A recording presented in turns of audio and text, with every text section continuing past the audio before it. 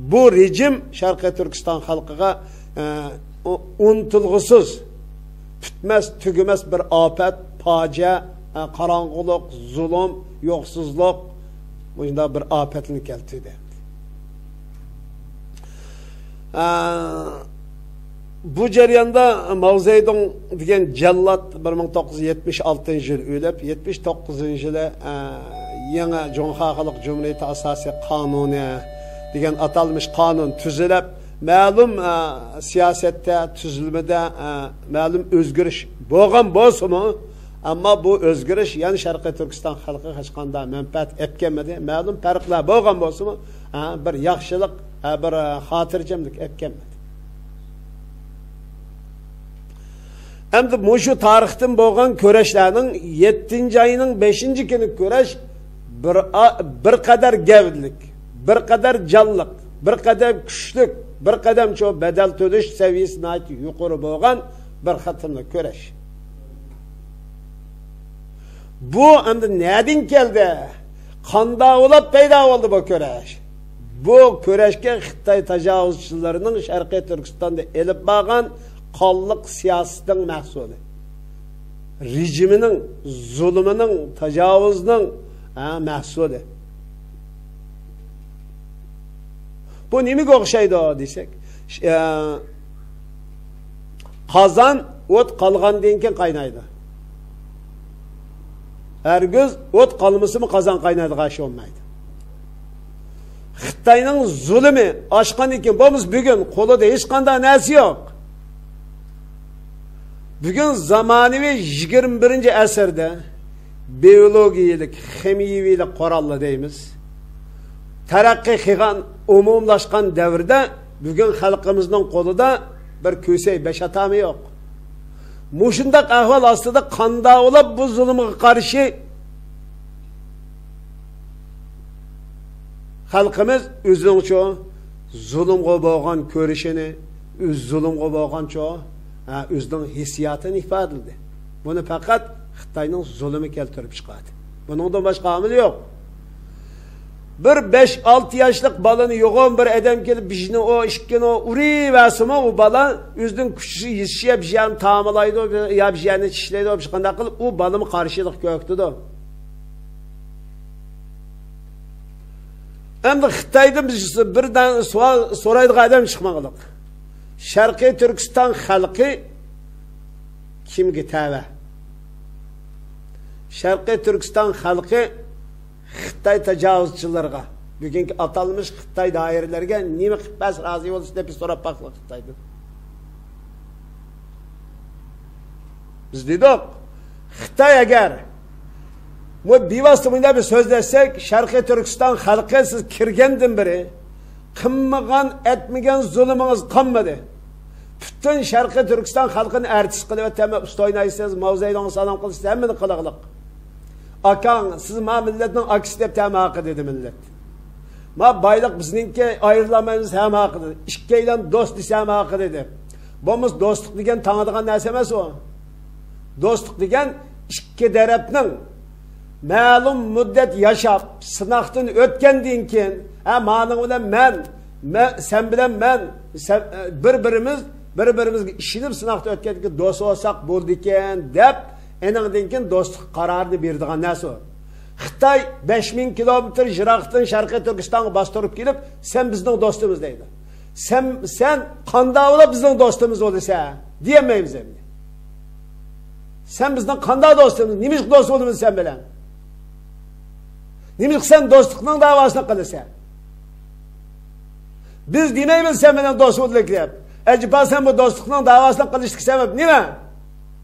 Sen bilan ya chiroyimiz o'xshamasa, ya tilimiz o'xshamasa, ya dinimiz o'xshamasa, ya yezqimiz o'xshamasa, ya tuproqimiz o'xshamasa, hechimiz o'xshamay tursa qanday bo'lib sen bilan do'st bo'lamiz? Sening do'stligingga xo'sh deyish badligi bizcha Sharqiy Turkiston tuprog'ida yashamdoq. Sen kuchlik, biz ojiz bo'lganligimiz uchun ham Xitoyga qarshi turmay, nimadiz xo'sh deb yashsak, erkinlik endi bizga bo'lamdi. Xalqimiz buningda fikr yurgizmaydi, fikr ojiz bir yerda.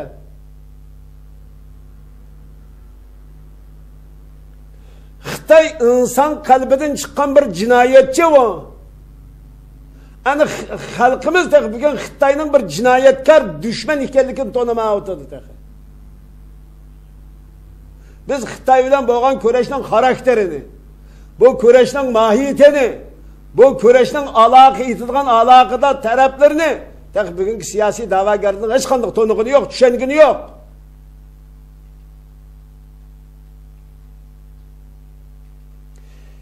Ajning hammasiga maqi deb turug'liq.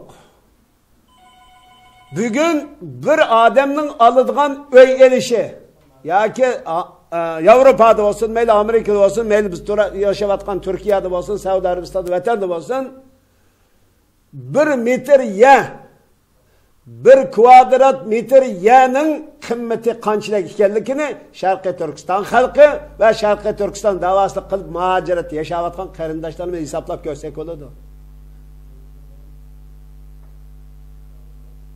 Şunçolar kıymet gel, bugün öysüz yaşayotimiz chet elda, makonsiz yaşayotimiz, bir oylik kira $500 kememiz Türkiye'de. Shunda qimmatli to'proqning Xitoy tajovuzchiligi ta'tirib qo'yib, endi Xitoy bilan biz do'st. Ayrılanmaymiz. İki millet birbirimizden ayrılamız. Nimiş ayrılamaymiz? Ayrılanmaydigan nimiz var zaten. Endi depremi dese qap olaydım bizde. Nemiş sen bilemiz ayrılamaz. 50 yıllık ahota ajrışıp gitti. Bugün Xitoy bilan siz bilan nimiş biz ayrılıp gitmeydigan tarafımız nima var? Sizden koleydemiz çakırıp geldik mi? Ağaçtan hemiz mağdep tuz qanday qiladi o dese, yani bakatuma bac, yer seliqi, ya turup, ya yüzning turup, ya devletning deydi.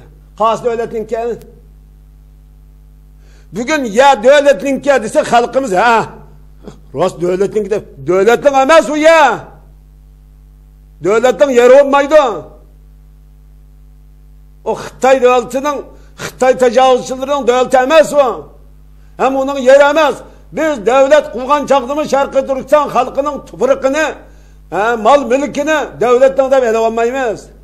Sharqiy Turkiston halkı özü müstakil tasarruf kılıdığını, müstakil yüzü işiltide devletke lazım olsa, aş kanun boyunca belirlengen prensip boyunca setip elip devlet işiltemez.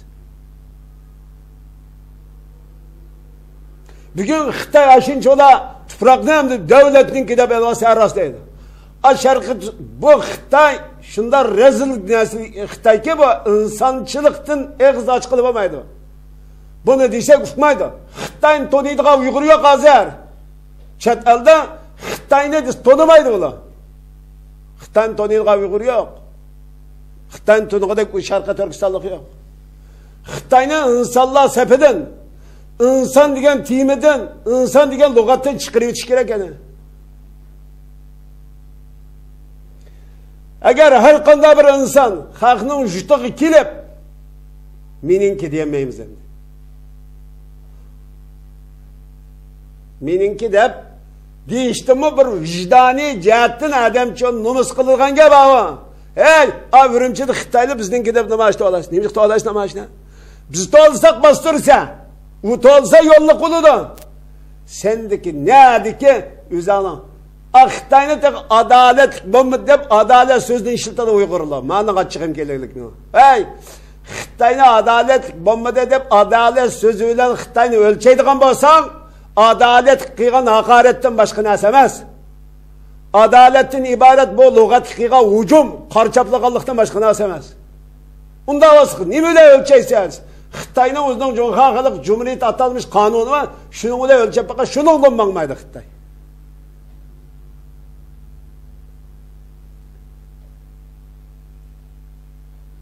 Muşunda turg'liq, aşının qarşı yana çoğ Xitoy aşa qizlarimizga ishlash huquqi yo'q. Gap qilish haqqi yo'q. Söz qilish haqqi yo'q. Faqat Xitoyni yashasin. Muşu bizga soyivan.